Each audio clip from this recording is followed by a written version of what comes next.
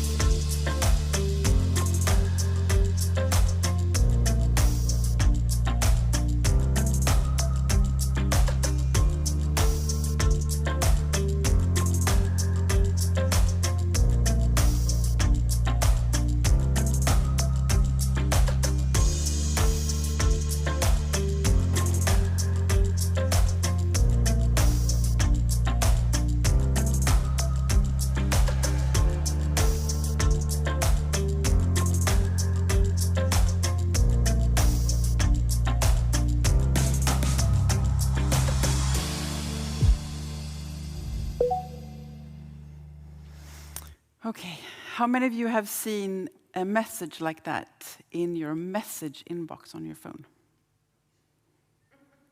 Virginie? Okay, so what happened was that Deutsche Telecom, biggest mobile operator in Germany, came to us and said that we need your help to increase our campaign performance. How can we do that? So looking at the challenge, they had been relying a lot on traditional SMS. And we've all seen that.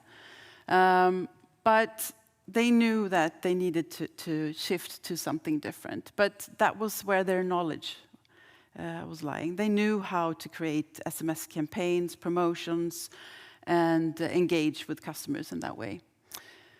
But they also saw a declining conversion rates and the engagement with the customers, which obviously also led to churn at the end of it. So we looked at what they wanted to do and what we actually had to play with here. We had a pretty good situation because I don't know how much you know about RCS, or it's, well, RBM actually, but it's a Android-driven message or communication channel. But we were lucky because they had about 50% of their customer base on Android that were actually enabled on RCS. So we looked at what we wanted to achieve. We wanted to replace or support SMS to find an alternative solution for it. Increase, of course, engagement, prevent the churn, and at the end of that, also increase and enhance the customer journey. The more engagement we see, the more digitalized the customer journey is, the more engagement we get from customers. And that's something that we see all over in the industry. So we looked at the solution. Like I said, we had a good case where they had about 50% enabled users on this channel, which means that they could receive a message like the one we saw previously in the video instantly. If you hadn't it enabled, it required a first message saying that, would you like to receive a message in this capacity? Please enable it on your phone. So that was something that we did. But by introducing this, they wanted to make sure that it was something that really was connected to the actual digital experience. So we created a campaign, like you saw before. It was branded. It had a lot of rich media carousels. RCS is a business communication tool like Tinder. You can swipe left or right, but more on just like Tinder. What you see and what you like, you click on. I've heard. And then CTA, well, click to action buttons. So actually, by clicking, making a choice, you as an end consumer initiate the communication with the brand, which is ultimately all that you're asking for. Then at least you have a chance to start the communication, showing off what your brand can offer the audience, and take it from there. What they wanted to do was actually to use their collaboration that they had with Spotify. So they engaged in a campaign where, for the customers that had already churned, they were offered a 3 months free trial with Spotify Premium. And then they also did the same thing 2 months later with current customers, just to start the engagement with them and give them a little bit of a good customer experience. So what happened? A lot of insight, of course, a lot of knowledge around who actually is triggered by this. So they divided the demography up in 3 to make it interesting for that demography. And also visuals were to sort of entice that age group as well. So this is a little bit on what it looked like, just as examples. So what happened? Well, they did get what they wanted, a more interactive CX with their end consumers. But what was interesting was that quite quickly they saw that compared to their previous campaign, on a similar note, not exactly the same, but similarly, they already had 2 times better performance conversion rates. Then we checked with the second campaign that we did with them, and if we compare those 2, we had a 26% higher open rate. 26%. A 66% higher engagement. So more than half of the audience, well, actually 2/3 of the audience, did something actively. Click on the link and then follow through. And conversion rate was staggering 120%. So of course they were very happy with this, and this is now a communication channel that they use on a daily basis with their end consumers. So super happy with it. We work a lot with them on these types of messaging. And what they saw that you can't really put in numbers on a board like this, which is a little bit, when we talk about RCS with operators today, they know what they have, their cash cow SMS. They don't know what RCS is, especially if you're in a country where it's not really that, or not even enabled maybe. They're a bit hesitant to see this. When you show numbers like this, you can turn them. But what was interesting was that when they're afraid of losing their revenues on SMS, what the feedback we got from Deutsche Telecom, and we hear from others as well, especially from South America, where they're a couple of years ahead of us here in Europe, they actually saw that SMS slowly grew parallel to the RCS. So what it meant was that they saw engagement not just only on the RCS channel, but the SMS channel grew with it. So it's a great win at the end of it. They were actually so happy, so we managed to get an interview with the guy who we worked with. So just wanted to put it up here for you guys if you were interested. 6 minutes into this video on YouTube, you can hear an interview with my colleague, Nina Knesevic, who worked on this project together with Thomas Wetzel from Deutsche Telecom, to talk about his thoughts before, what they wanted to achieve, and how we successfully did that together. Collaboration.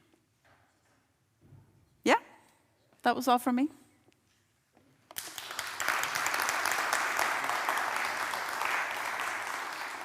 I know I have some time left, so does anybody have any questions? Yes? I was wondering why iPhone is not supporting it. Yeah, you have to call Apple. There's a lot of different aspects to this. I mean, just to think about, Android is phone number based, iPhone is Apple ID based. It's really tricky. But no, they've just said that they have their iMessage, they have their Apple Business Chat, and that's how you should talk to them. On the other hand, there are ways to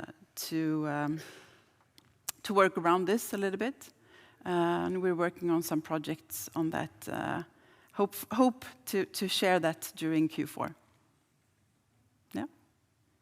Yeah, because usually Europe is quite high in Apple penetration. South America, for example, they're way ahead of us, so they've been doing this for a long time. But there are parts of Europe where Android is a lot more used than Apple as well. But that's the million-dollar question. When will it happen? Yeah. Any other questions? Yeah. Just a second, let's catch you with the mic.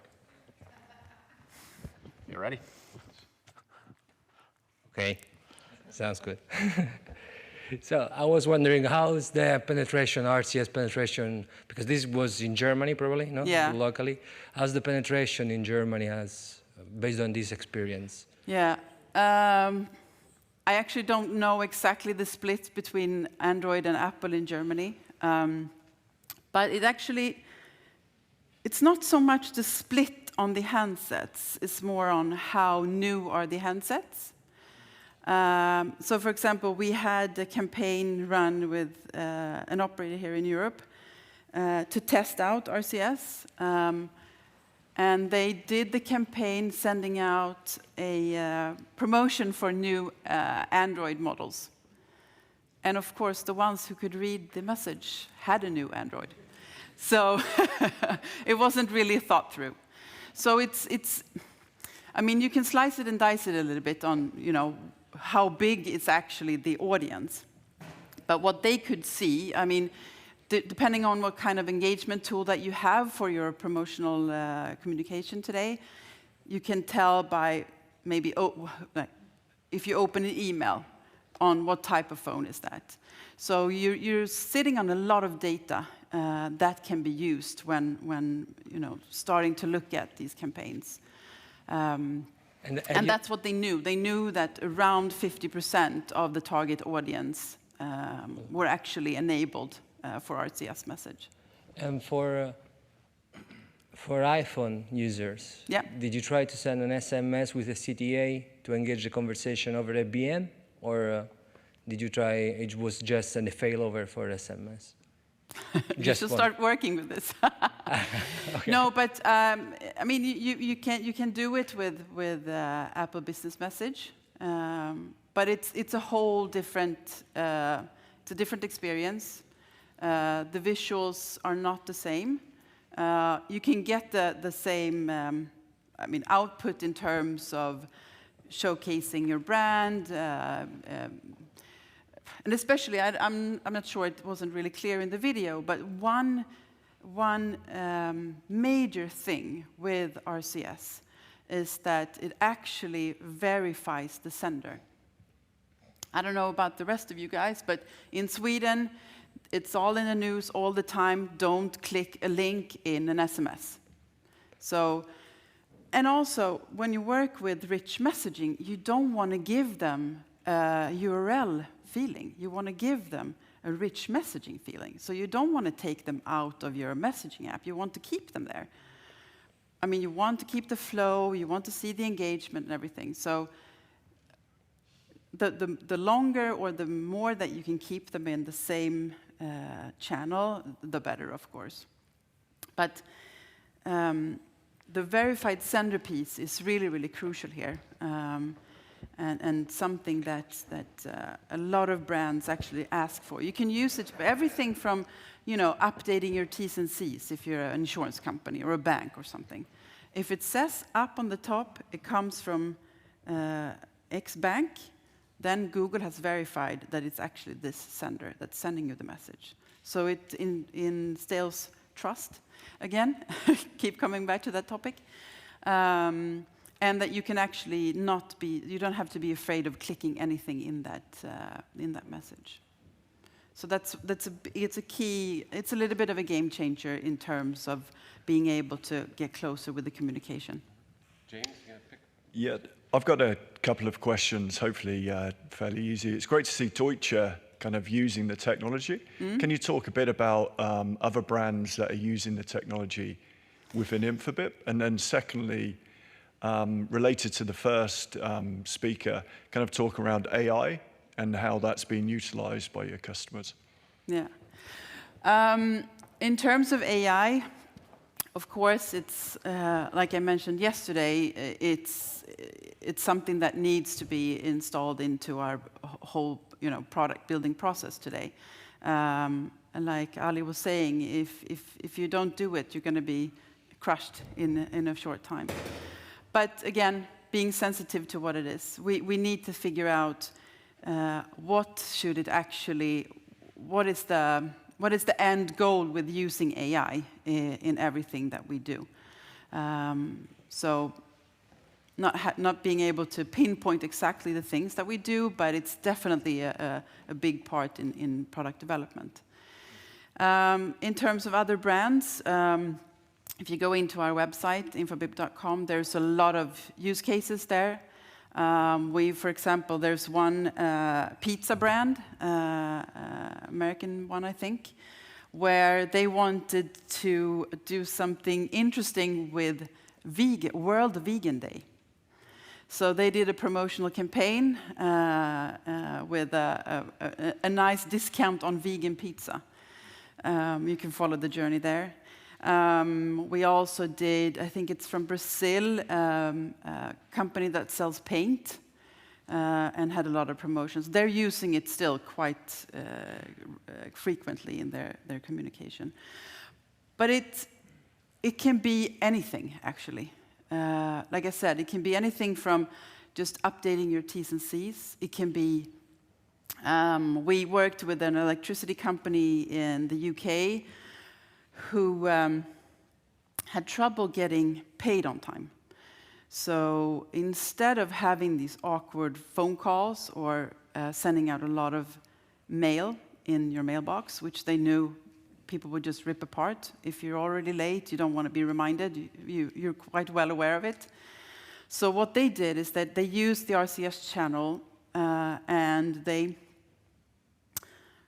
I don't really remember the details, but the gist of it was that either you click this button, this CTA call to action button, to pay now, and they had an integrated pay flow, or click the next button, pay in 30 days, add another £10 to your invoice. Or you can go all the way to upgrading your phone subscription, your data plan, or whatever. So it's I mean, sky is the limit with the use cases for this channel, actually. Yeah, we just have to be creative.